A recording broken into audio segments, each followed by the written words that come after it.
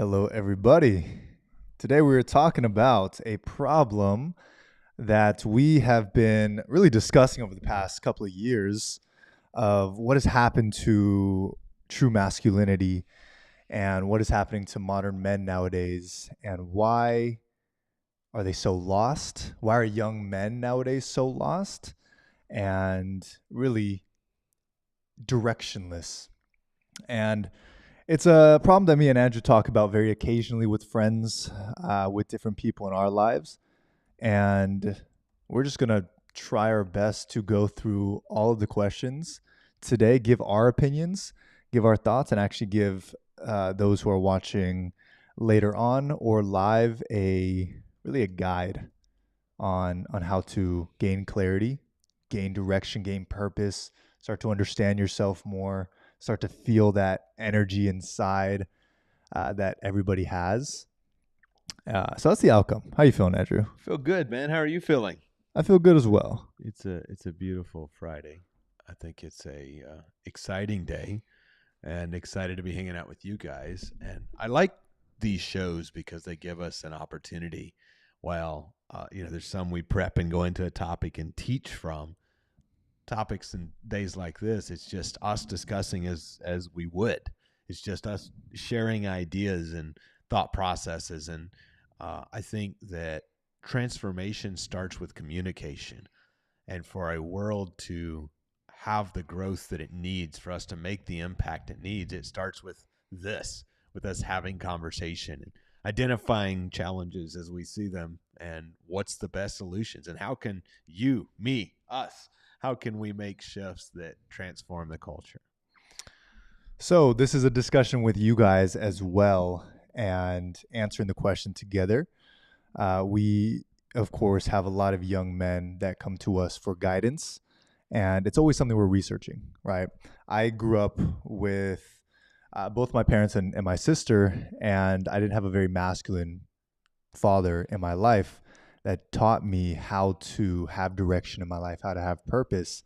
It was myself having to kind of go through the trenches in the school of hard knocks, get knocked down so many times, go through multiple relationships to then learn that, hey, you have to take it upon yourself if you don't have a masculine role model. And of course, that has led me to build business, to take control of my life, meeting Andrew, us becoming good brothers, good friends, and building a lot of great things together. Where now we are role models for a lot of young men on social media, but also in a lot of our communities. So those of you guys who are here, ask questions and bring up thoughts, bring up studies. We'll pull it up here and just start to discuss multiple things. But Andrew, what is your thesis on why modern men are so lost and why, masculinity has been so tainted over the past couple of years? The first thought that comes to my mind is to give the 30-second background of where my perspective comes from. Okay. Being raised by a baby boomer, my grandpa went through the Great Depression, and at times they didn't know where they was going to get their food from. My grandpa was born in 1914. And so understanding that was the generational thought processes. And then my dad comes along, a baby boomer, born in 1951. And he was always someone, lived in the country and read a lot, reads a lot. He still does. And what he does is he reads a lot and develops ideas. And then, of course, as kids, he was consistently empowering and encouraging us as young men. I'm the last of six, to be men of integrity, to make good choices. And he would show us how something was done and then give us that liberty to go make our own choices. We started making money at 12, going to work with dad in our off days and in the summertime and off days of school. And so coming from that background and that perspective, I would constantly hear him talk about how that the movies or the movie industry, the TV industry, the what social media of that day was constantly pushing that the father figure and men were stupid and dumb. And so his perspective, this is, years ago, was always that there was a movement to destroy the home and the family. Because if a home and a family is destroyed, and of course, dad coming from being a pastor, for many years of his life. If the home and the family is destroyed, it weakens the church. If the churches are destroyed and the home and the families are destroyed, it weakens the country. And now here we are years later with, I think, 1 out of 4, I was just looking it up on ChatGPT, 1 out of 4 children in the U.S. grow up in households without a father figure. That's crazy. Walk down the street, see 4 kids, 1 out of 4 are raised up without a father figure. And that's not to say the other 3/4, how many of those are, quote, good father figures? Mm-hmm. You know, how many of those dads have trauma and issues they've never dealt with, so they're passing that curse on to their kids. So coming from that background and that history, for me, it starts with, I believe there was a movement to destroy the home many years ago. I think it's seen over the past however many years as such a culture shift, and it's like a little pendulum swing where maybe it wasn't to completely destroy the country, maybe it was, but then you're starting to see the pendulum swing all the way of what happens when a man is, lack of a better word, demasculated, when he becomes so soft, when he no longer has purpose, when he doesn't drive the decisions in his life or his family's life. And then you start to see so many bad things happening all throughout, where those men start to have children, but then the fathers don't lead that child. Yeah. And that child is then led by culture. And then it's like, wow, what a great play for whoever thought of that, of like, hey, let's let culture lead all of the men. Yeah. Right? Bring him towards the worst things that hold them back. Let's put lust in their lives, and let's make a crazy site that is so addictive that gets everyone addicted to it. Yeah. And then let's put social media, make it so addicting that they're controlled. Yeah. All these young men are controlled. And I started to think about it the other day of like why young men are so, why they can't express their masculinity in a right way. Yeah. You know, you think about teachers, you think about schools suppressing, you know, kids and how outward they are. Yeah. And, you know, I was talking to one of our students today. I was asking her, she's a mother of 2. Yeah. I'm like, why is that? What happened? And you think about it, and these kids are being punished for doing what they used to do, chase girls, you know, go do these stupid things. And these kids are now scared to do that. And they're scared to express themselves. Yeah. But then it's almost shamed for doing that normal thing. It's allowed on boys to like, I really want to explain this right, because I want to understand this of like why this happens. The boys get told they can't chase the girls, or they can't do the things that they used to do. Yeah. So then they do it to boys, and then they do all these sus things to the boys, and then I see a whole generation of just susness happening to this younger generation. And I'm just trying to understand like why that's happening, and like how to solve that, how to get in the young man's mind to start, you know, shaping them up a little bit sooner. Well, again, from a deeper level or spiritual level, imagine if you can take away the masculinity from a man, you can demasculate them, for lack of a better term. That is taking out a drive for growth, a drive for business, a drive for good, a drive for God, and that power to build, right? And anything the devil can't take away, he twists or perverts. Okay. So then knowing that spiritual law, and that's how it works in music, that's how it works in desires, that's how it works in many aspects of life, understanding that from a spiritual level. Now, how does that equate to say, okay, if I can't take away masculinity, how do I pervert it and twist it? How do I make that masculinity be turned toward anger? Mm-hmm. And so now somebody goes, well, look, I told you masculinity was bad. That guy's masculine and he's angry all the time. Well, that's not masculinity. That's anger, right? And so I think there is a shifting of terminologies, a shifting of definitions that damages the growth. And again, it comes back to damaging the family unit. Because what did God have in a perfect world? And obviously we live in a very imperfect world. The representation of the home and the family is a representation of God's love for us, of Christ, and us as King's kids. And so if you come from everything from that foundation, now it comes back to, okay, what's the actual thing happening here?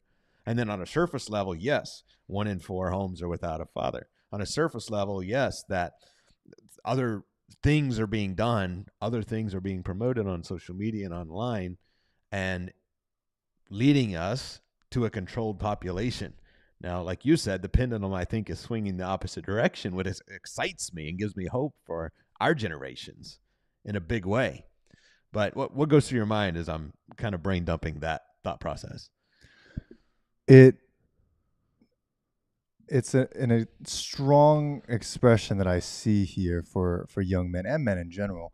Me and Andrew, we see a lot of people of a lot of men of all ages that come to us for guidance on business, and we start to realize that, hey, a lot of the growth that you want in your business is caused by your personal insecurity and your lack of direction, your lack of blueprint. Yeah. And of course, for us, we go deeper into that and start solving those problems where they start to express themselves emotionally. Yeah. And I think that's such an important piece where you have brotherhood to express, like, here's what I'm going through. Yeah. And the other person has the ability to listen and heal and say, you know, what goes to your mind when you say that? Like, how does that feel? Right. And that is true brotherhood right there. Well, and many people don't get to experience that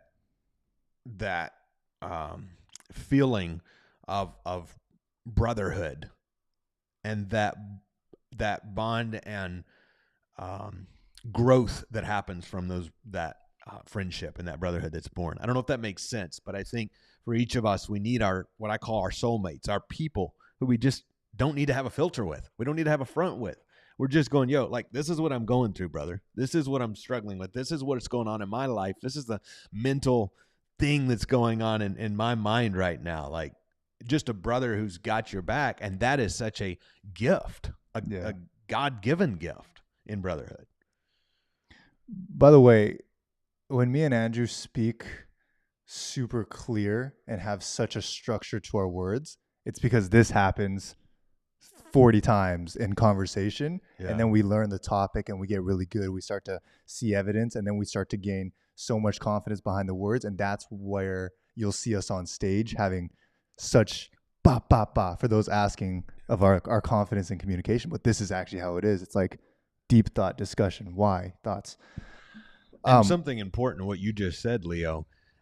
Guys, this is how ideation happens. Imagine you and your brothers. Imagine you and chosen or blood. Imagine you and your friends, you and your team, you and your spouse. And the communication happens in a way that, you know, when you see us come out on stage with a very specific and confident idea, it's because we ideated it and we're deep in our strength about what we believe. So we have here why this is happening, and I want to do like live research. But we have here the main problem is a lack of a blueprint, which is a lack of fatherhood. You know, most young men grow up without a grounded man to teach them the main masculine roles, right? No one taught them how to lead. No one taught them how to carry weight. So resilience became a second thought. It became a skill that was not learned by most young men or most men of today. They became very fragile, right? Words can hurt them. They're no longer a rock. Yeah. They're like a fragile paper that can get crumbled down. And we see that so often, right? Direct communication is one of the keys to growth. But if you can't directly communicate with a man in a proper way, where either they joke as soon as something becomes serious, where I've seen that so many times, or they hide away, shy away from the conversation, or their ego gets too big. So direct communication cannot happen. But if that's the key to growth for a man or for a society, really, that can't happen for a lot of people right now. Well, a lot of people, to be offended in today's society is their protection mechanism. Don't talk directly to me because I'm offended. Well, gosh, if I know my brother cares about my outcome, if I know that I'm having somebody who can speak directly to me and I can speak directly to them, that gives us a place, there's a safety, the Bible says, in a multitude of counselors. There's safety in having people who can say, brother, I'm noticing this thing. Like, did you realize you're doing this? Hmm. So when I first started to understand this for myself, I was 18, 17, 18, around that time. And I had just been put in the position to start leading. And I realized that I was a good leader when I turned it on. I was able to fake being a good leader and pretend to be, a good decision maker in the moment.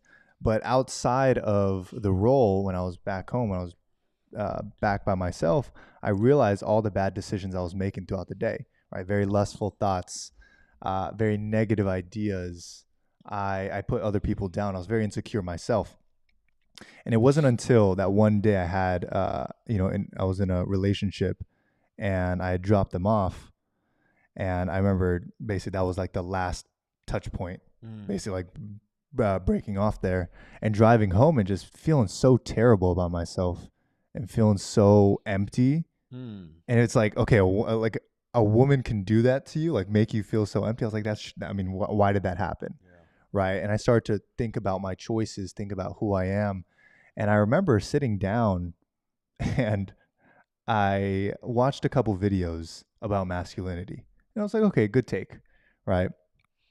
And it was talking about something off topic about how you sit. Right. Don't sit a certain way. And I was like, okay, whatever. And then I called my mom and I was like, am I too feminine? and I called my mom and I was like, what? And she was like, well, leave it to mom, to be honest.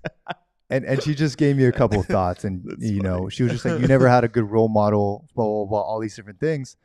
And I got so pissed off. I was like, no way that I've been led down this route for so many 18 years. And I never got to learn how to truly be masculine, what that really meant. Because us as men, we have masculinity. It's in our nature to be leaders, to drive, to want, to create.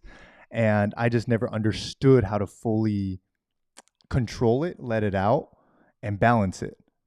What was that shift for you? Because you mentioned, feeling that emptiness and having that chat with your mom. Yeah. And then you're like, okay, wait a minute, what path have I been led down? Like, what was that shift for you? What started to change? And what was the actions you started to take to be the man and the leader you are today? I started to realize that it has a lot to do with your mind and your upbringing, how you view yourself, how you view women, how you view lust, how you view money, and all these different things. And I started to train myself because, honestly, for me, I just wanted to be a high value man. Yeah. So I can, in that time, make more money, have more girls, do all these things. Yeah. And that led me down a path for 2 years, which I'm glad I did it, but I went down like a full red pill path of like, screw it, full discipline, do all these things. And, luckily I have a good heart, so I didn't do any bad things, but it did show me the whole extreme side of masculinity, right? It showed me the game. It showed me the game of masculinity. It showed me how to tap into that. What is masculinity to you? Masculinity to me is the energy of drive. It's the energy of focus. It's the doer, right? It's the mentality that does. It's the mentality that you might think and you create. You create from what you think. Everyone has masculine energy, right? It's like the yin and yang. It's the energy that drives. However, in the context of us as a man, it has to do with how we view ourselves, how we view the world, the backbone that we have, right? Do you stand for anything? Yeah. Right.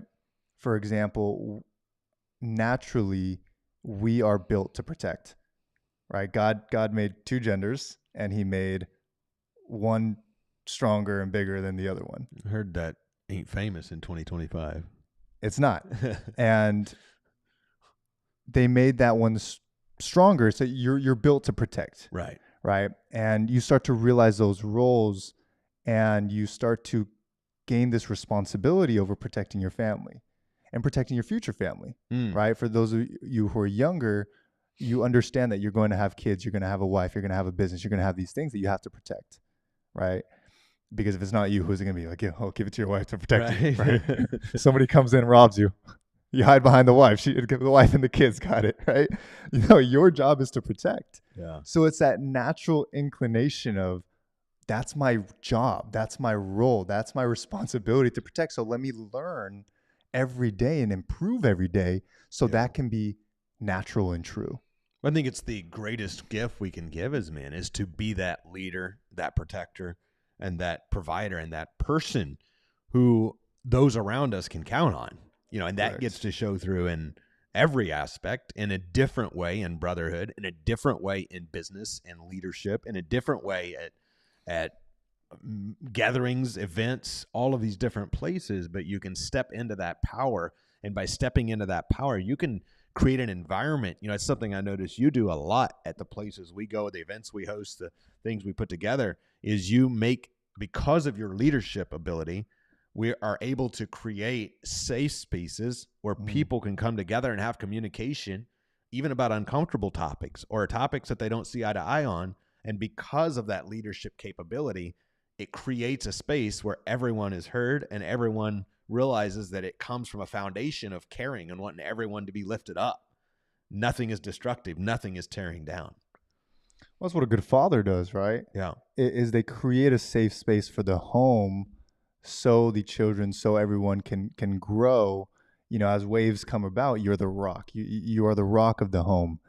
And creating safe spaces is such a great topic. And I want to stay there for a little bit, because I can create a safe space right now where it's like, spiritually, mentally, emotionally, you're safe, where I'm secure enough in myself where nothing you say I'm going to judge.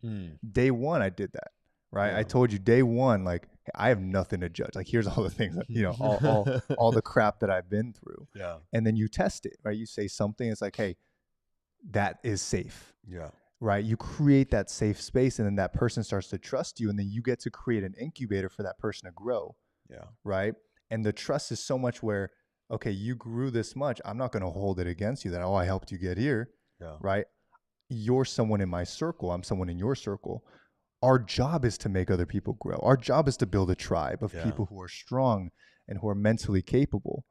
And you can do that for the women in your life. Yeah. You could do that for the men in your life. You could do that for the children in your life. You could do that for so many people, and then everyone starts to grow, and then you've got a lot of great protection around you.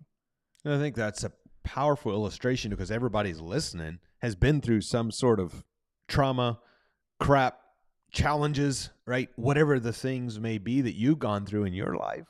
We've gone through different things in our lives, and we share those things. And because it's safe, because it's a place where we constantly, as brothers, push each other to grow. Yeah. As on here, our objective is everybody listening to this podcast, to this stream, grows because of it, has another discussion, has another line of thought. And if we can create that, the world can become a place that is more fitting for the young people and the people coming up around us.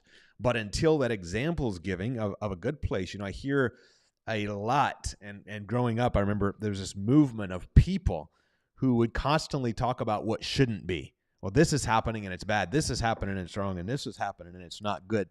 And my dad would let him go on for about so long about the negative things. And he'd say, well, why don't you talk about how to make it right? Yeah. And I think that's such a good perspective, because as we talk about these things, yes, we notice the challenge, but the discussion is, what's the things we can do to make that challenge right? Wow. I heard one day, in order to be a man, you need two things. You need a spine and you need balls. And I didn't fully understand in the beginning, but having a spine is having a backbone. I didn't know where this was going. I'm just listening. Having a spine is having someone to stand for, right? You believe in the country, right? We love the country so much, right? We love our families so much. We know our business and we grow our business for the improvement of God's kingdom. Yeah. For our future families, for our brotherhood, for our current families, and then for the kingdom. We're very unapologetic about God. Yeah. Right? We're very unapologetic about the Bible. We're very unapologetic about who we are and who we're helping people become. That is a backbone. Right. That's something you stand for. That's something as a man, you provide people that type of growth. As a father, and of course, I don't have children. I am just future pacing in the way that I would be as a father as I think about it now, because we're pretty much fathers for our teams, Yeah. right? And for the people around us, because we follow that growth. Our kids in are them. older than us. Exactly.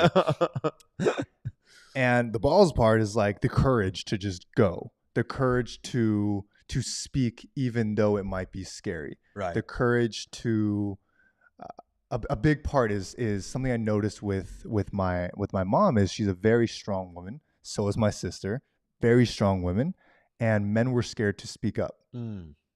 So they wouldn't, right? I saw a lot of different situations with women like my mom, my sister, where their boyfriends would not speak up. The husbands would not speak up. They would not take control. So who takes control? The wife or the girlfriend. Mm. And what happens is that man doesn't have a spine or balls. He doesn't speak up. He doesn't lead. He doesn't guide. He doesn't allow his natural masculine to come up. And how could you lead the kids in the right way? How could you protect? Because you're not the decision maker in that point. Because if you can't even speak to your wife or your woman in what you want to say, how could you lead? And that's happening across all of society right now, where men are afraid to speak in general. They're afraid to speak up about the country. Yep. They're afraid to speak up about politics. They're afraid to speak up about their beliefs, about anything. I was afraid for so long because I was around a bunch of liberals in San Francisco. I was born in San Francisco, raised in San Francisco. I was around all liberals, and I couldn't speak because I was scared that person would have backlash. I would be labeled as a bad person because I support the country. Yeah. How crazy is that in the U.S.? It's wild. And something that I think is powerful for all of us, regardless of where your beliefs are on something, the fact that you can talk about it and talk about why you feel that way. And that's something that you're very good at, Leo, is always having a conversation of like, why is it this way? Not only how can we change it, but why do I have this perspective? Because so many times it's easy for people to, yell at each other about things that they maybe don't know a lot of things about, but they have a varying difference of opinion, but their opinion's based on who knows what, some other thing someone fed them about someone. Well, they're this political person because the news said they should be, or they're this political person because that news outlet said they should be. And it's powerful when you can start to actually develop the opinions for yourself, develop your beliefs for yourself. That's something that I think as good men, we don't tell people what to think. We help and encourage and empower people of how to think. Think for yourself. Meaning, think for yourself. How do we think? We go gather information. We find out, is it true? And why do I feel this way? What is happening and why is it happening? Whether it fits my narrative or not, I want to know the truth. I want to know the reality. Let's answer this question from Aiden. I feel like judgment is necessary to growth from yourself and others. Wouldn't you agree? 1,000%. It is so necessary to have judgment.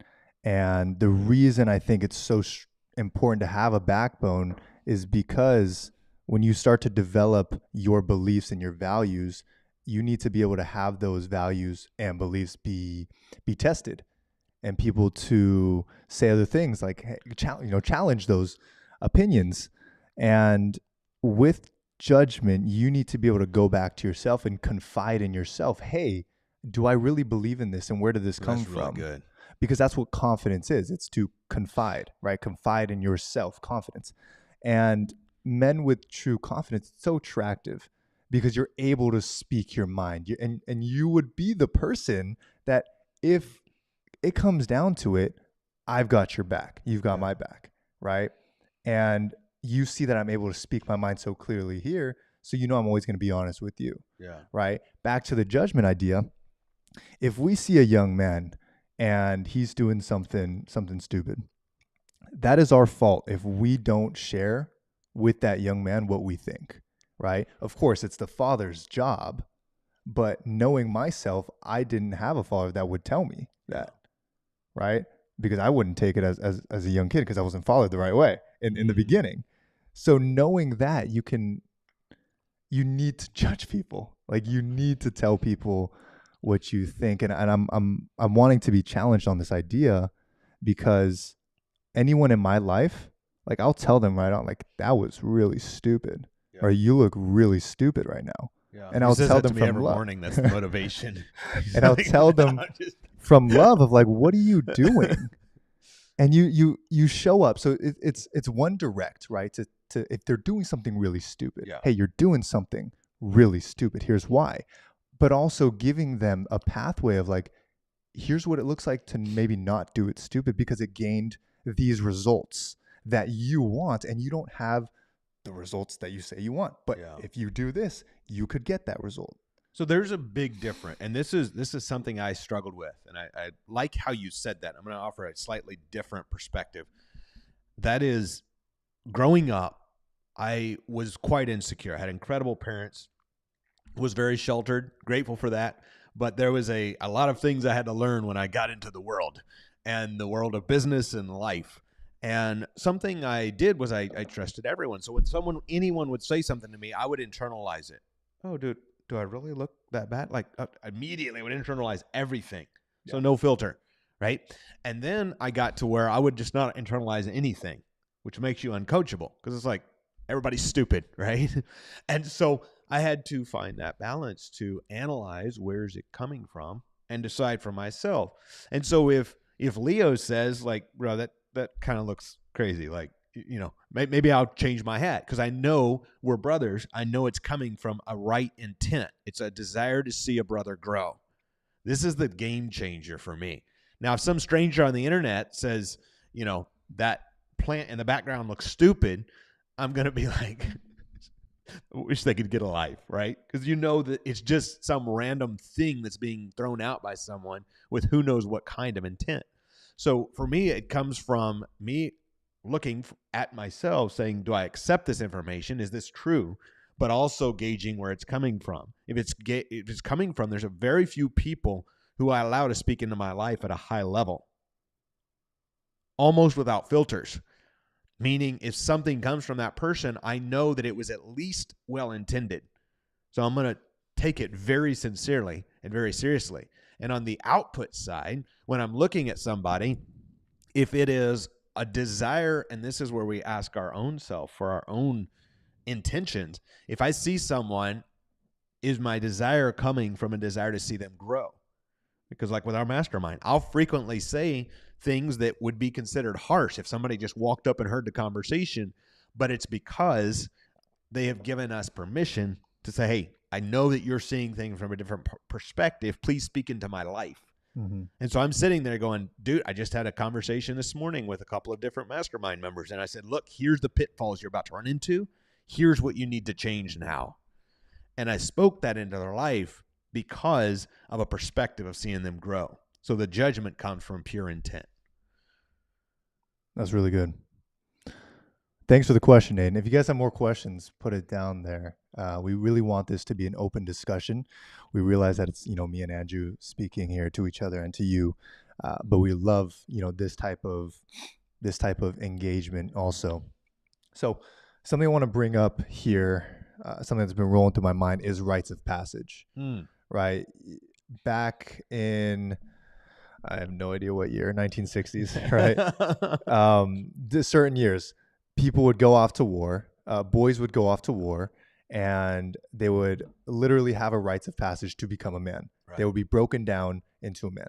And it's not to say that that's the perfect way to do it, Right. but there was still a rites of passage. Fraternities do it now where you go through a frat, you go through a process, screening process, and you turn out in a process a better man. And it's brotherhood, right? Both of those are brotherhood, rites of passage and brotherhood. For myself, I had business, right? I had to go through a lot of crap in business to then be shaped into a man, and relationships, right? Those two. But right now, there's very limited rites of passage where men are so extremely comfortable where you can get McDonald's anywhere on a street corner. You can work a little bit and make a little bit just to get by, but to have dreams of like, one day I'm gonna get there, but never really do anything. Yeah.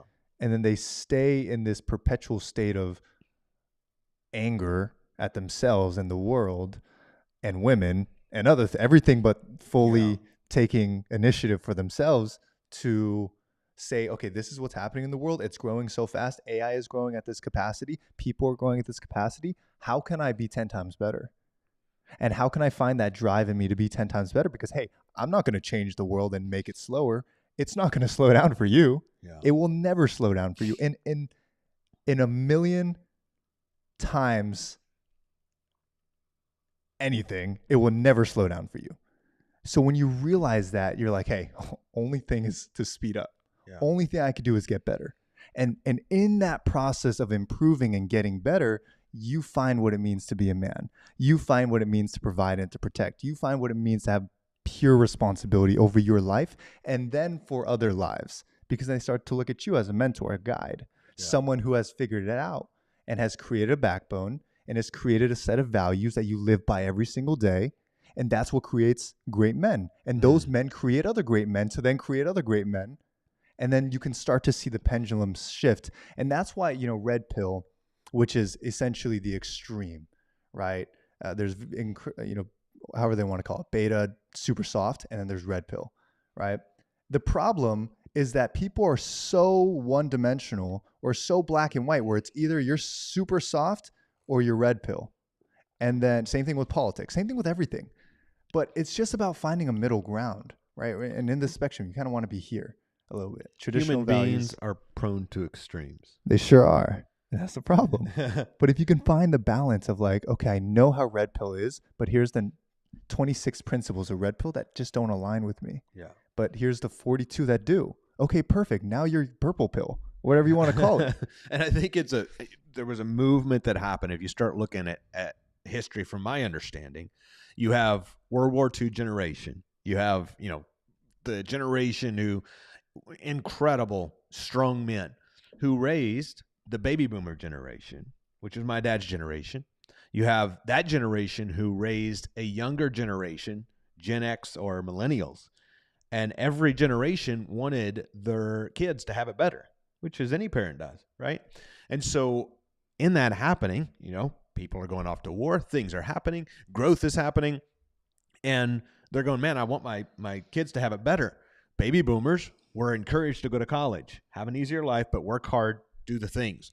Then my generation is where I got worried because a lot of my peers I noticed were being raised in a way that was so soft, so weak, being given everything on a silver platter, so to speak, and being raised in a way that allowed them to eat unhealthy, do nothing.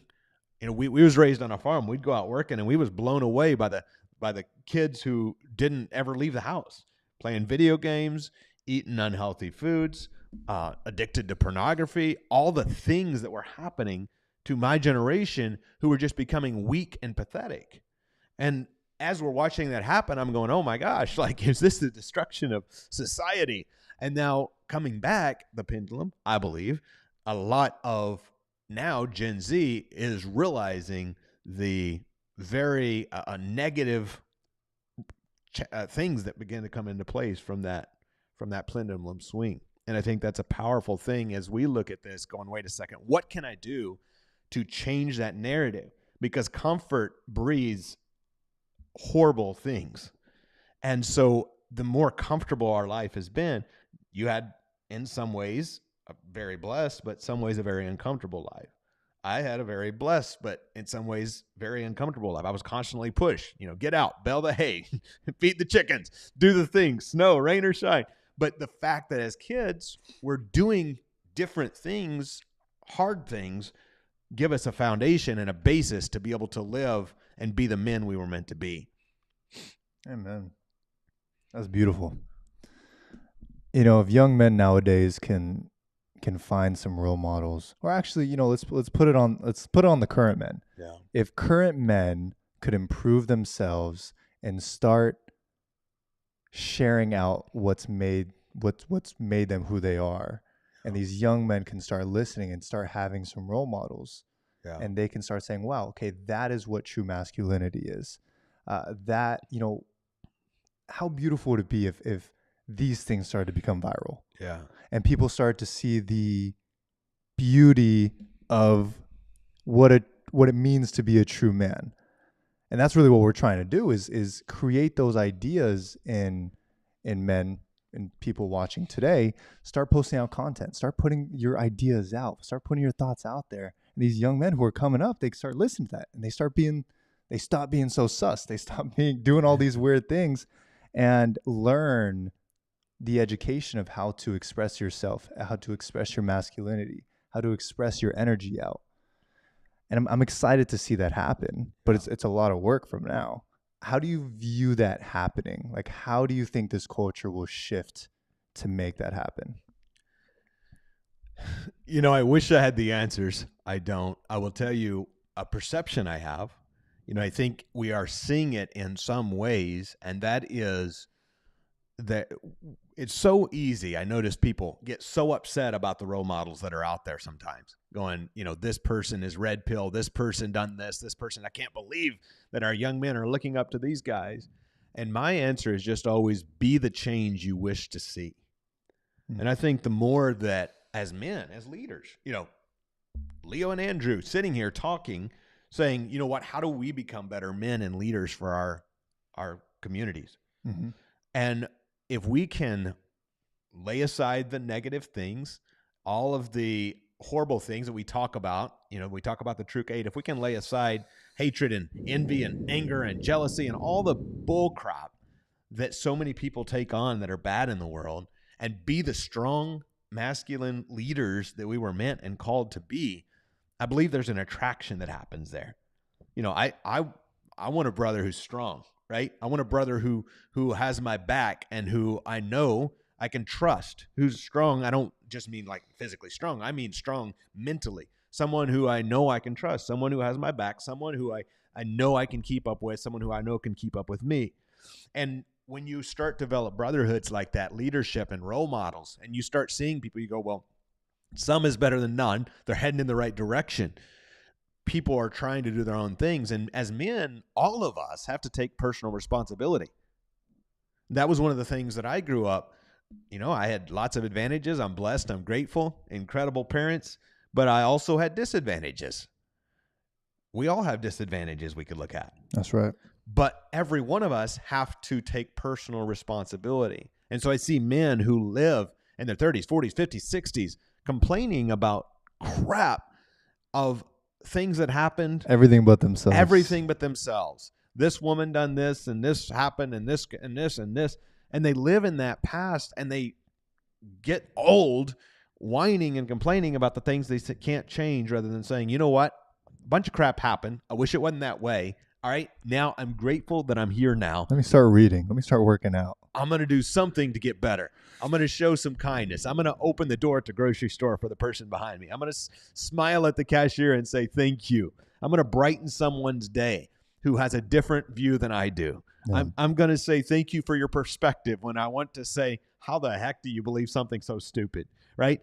Why do I say that? Because there's those thoughts that run through all of our minds sometimes as we get passionate about something we believe, but instead choose to show that kindness and be that leader and be the growth you want to see, rather than continuing to exacerbate a problem and making it worse. And I think that's a powerful shift, because truly strong men know when to speak and when to just be strong.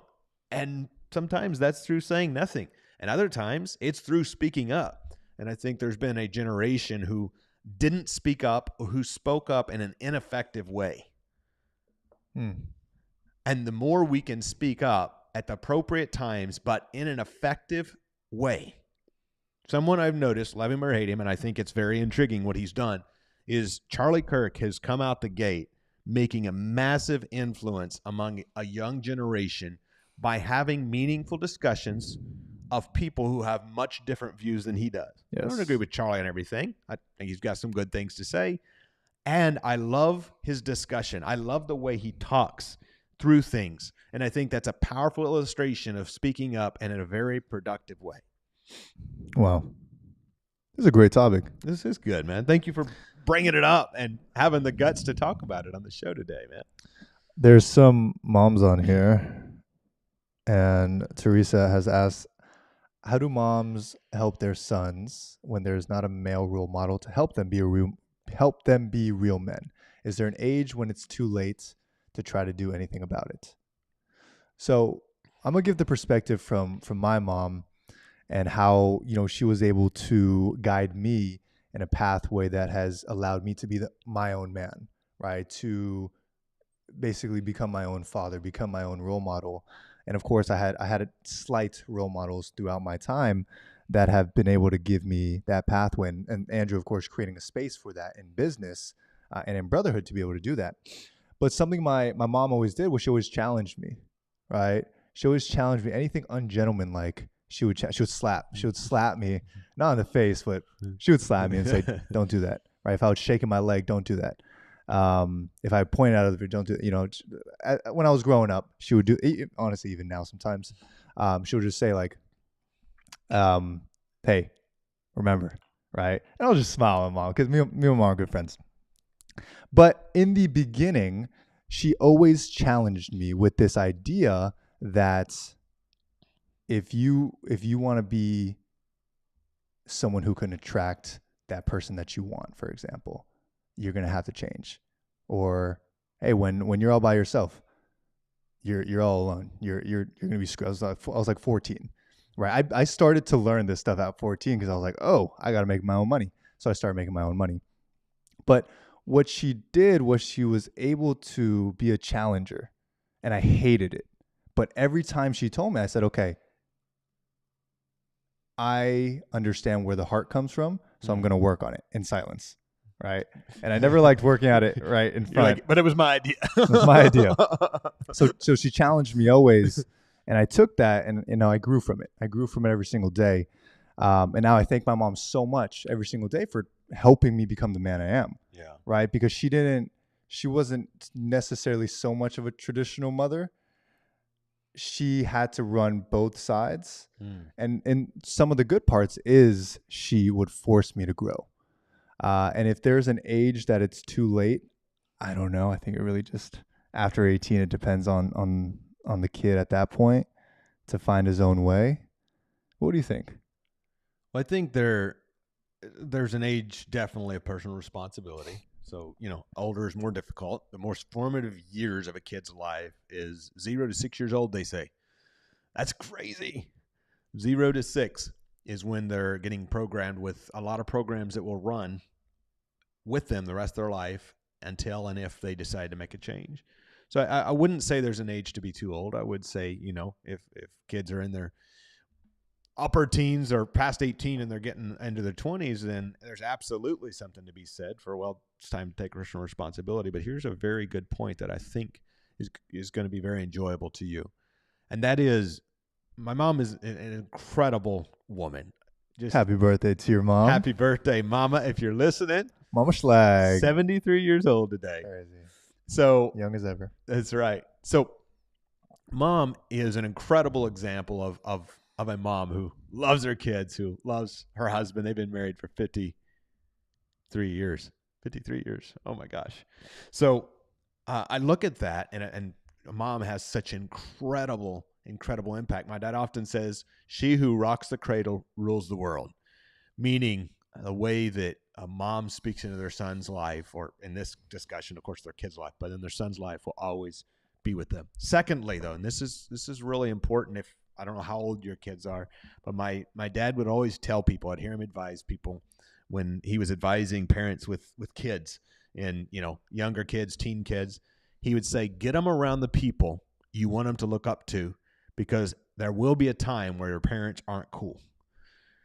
And I thought that was such powerful advice, because I would see sometimes parents who, they want, as parents, you want to direct your kids in the right direction.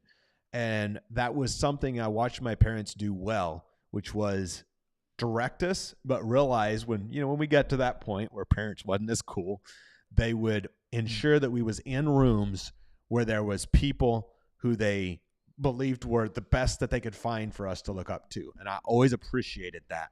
And I think that's a powerful, powerful thing, and something, we talk about, one day when we have wives and kids and all the things, that's single wife each, by the way. One day when we have wives and kids and all the things, the fact that I'm grateful we're building such an incredible community of people, of those role models that we'll want our kids looking up to. And I think that's a powerful thing. But I trust that gives you some peace in the decisions that you're making, my friend. In other words, you can bring your kid to a Truca event and we will slap him straight. That's exactly right. For the low price of $99,997, we never mind. Let's do another one from this perspective. Les says, love this topic. I get this question a lot from girlfriends and would love male perspective. How can women encourage men to step into their masculinity without being controlling? I have told some of my friends, my friends who are girls, about to say my girlfriends, some of my friends who are girls. I've told All some of seven of them. my great friends, if you treat a good man and a leader like you would have to treat an abusive or controlling person in order to be safe, you would lose the good man. But if you treat an abusive or controlling person like you would treat a good man to empower him, that abusive and controlling person would take advantage of you. And I say it that way because it comes to, in my perspective, when I see a great woman with a great man who has an incredible heart, she can never over-empower him because he's always going to make decisions with his wife, his girl, in mind. I want my girl to be taken care of. I love, if you're on here, I love my girlfriend, and I always make decisions thinking of her and knowing that there is that trust there and that she constantly is in her femininity and encouraging me to be in my masculinity. That is a perfect yin and yang. But on the other hand, especially when girls, and I've met girls who have come from abusive relationships or back to fatherless homes, which is a big thing, who struggle with that, and then they wind up with a controlling, dominating man who doesn't give a crap about them, and all that man, if you call him that, all that male person wants to do is be in control and dominate, and there's no care there. That becomes evil. That's not masculinity. That's control, and that's evil. And so whenever you start to find that man with that incredible heart, when you know that man has that incredible heart, then my perspective is there's never an overabundance that can be pushed, just like that man can never over love his woman, right? He can never over love his woman because if she has an incredible heart, she just lifts him up, he lifts her up, and it's a beautiful harmony. And I say that from the perspective of a son who has parents who's been that way the last 53 years, or at least the 32 of them I've been around, and they constantly lift each other up. There's zero tension there. And then I say that, of course, from being in a loving relationship with my girlfriend, knowing that as a man and a leader, you want to feel empowered to continue to bless and lift up your girl. Oh, I've been listening and thinking here of the perspective, looking at my parents, right, and seeing so many divorces, like being in the midst of so many divorces, of how it could have been mitigated. And it's tough when the woman starts to resent the man and his lack of masculinity. Yeah.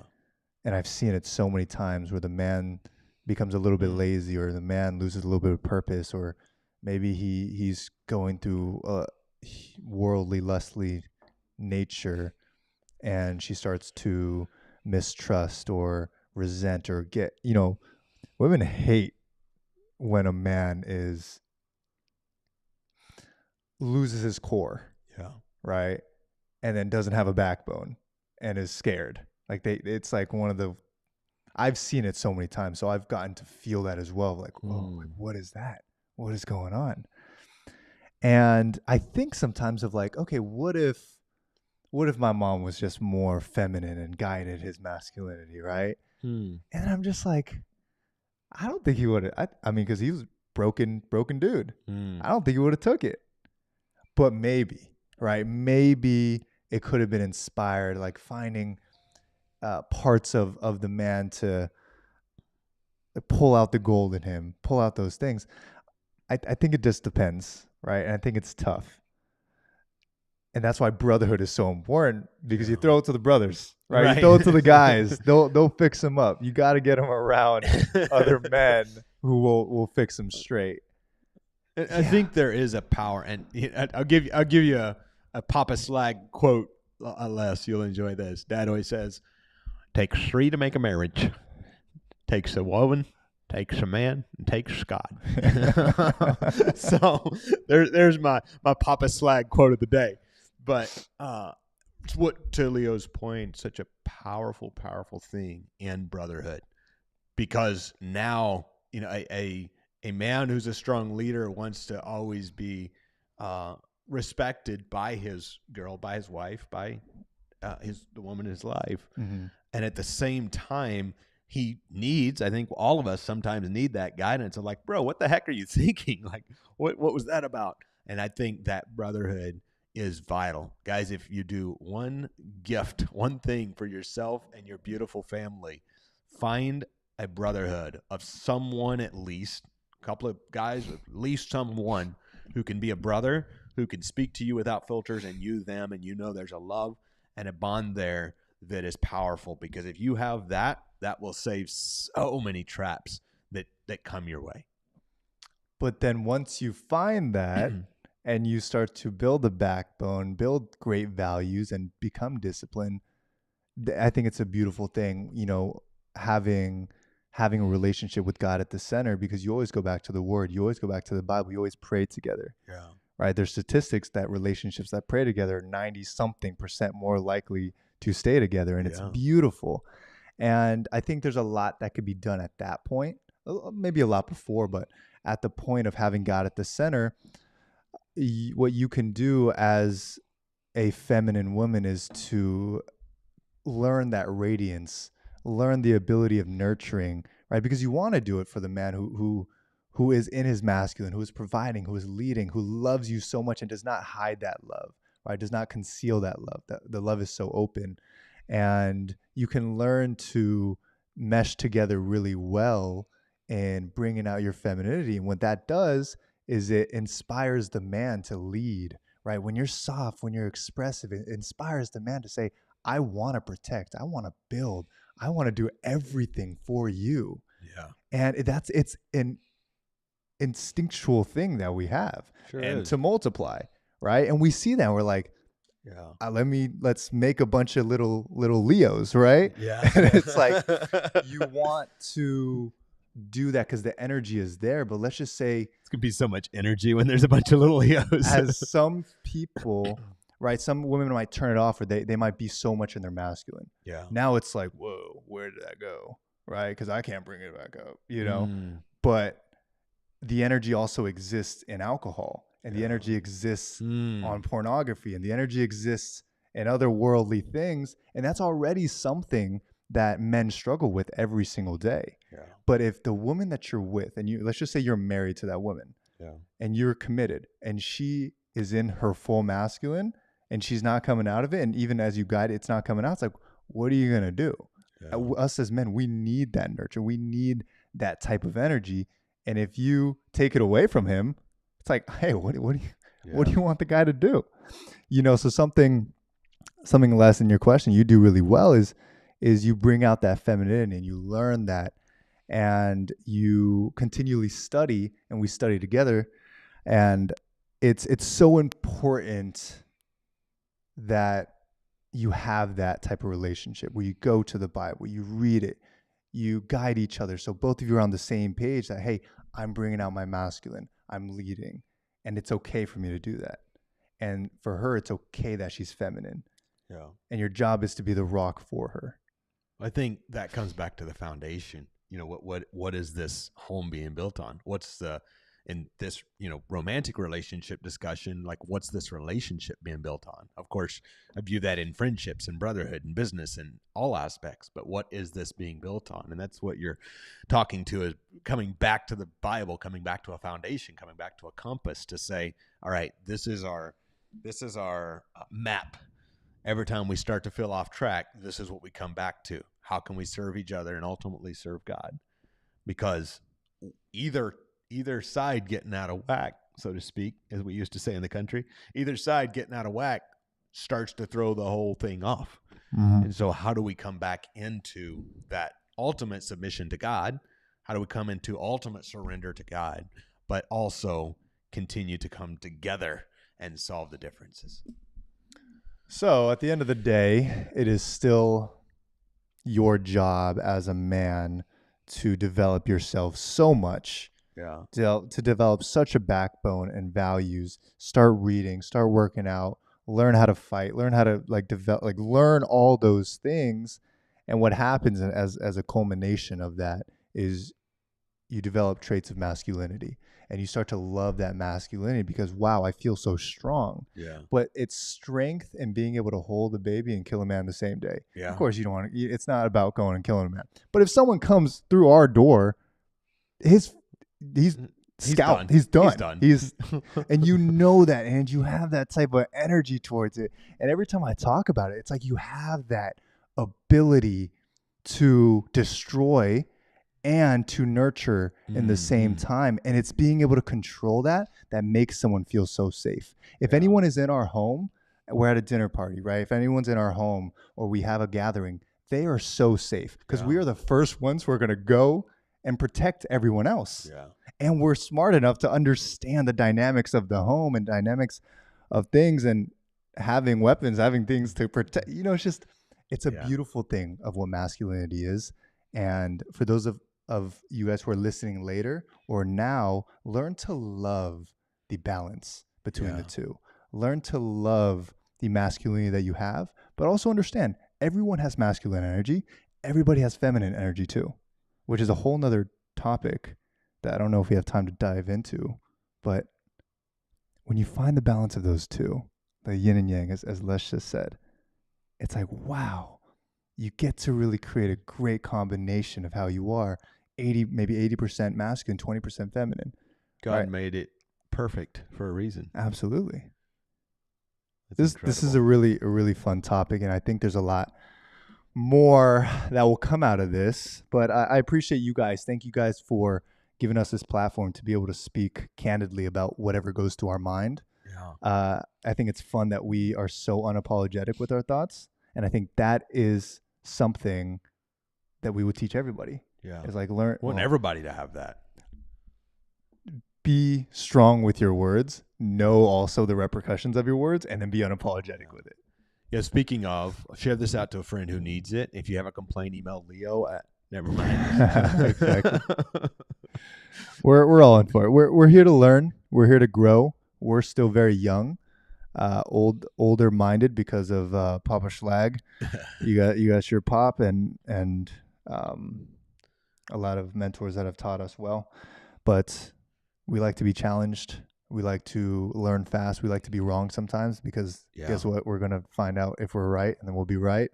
And my prayer would be this is just a place where, as we're discussing, you're going to see our growth in coming months and years as we have families and all of these things start to come together. You're going to see this growth. And my prayer would be that it would just be an inspiration for every one of you to share that communication with someone, to share that gift. If you're a man, to share that gift of leadership with someone. If you're a woman, to share that beauty of being the woman you were meant to be. And it's just such a powerful gift that all of us have. And my prayer is, again, that you're just fully able to step into that. And thank you guys again for being here. Thank you, Andrew, for your life and your work and doing all the things you do. It's provided a great grounds for learning for a lot of people. Thank you, brother. Let's Appreciate go. You too, man. You guys have a great, fantastic day. We're going to be back Monday, same time, same place. And we've got a lot of really fun stuff for you guys. See you Monday, guys. Have a blessed weekend. Deuces. Bye-bye.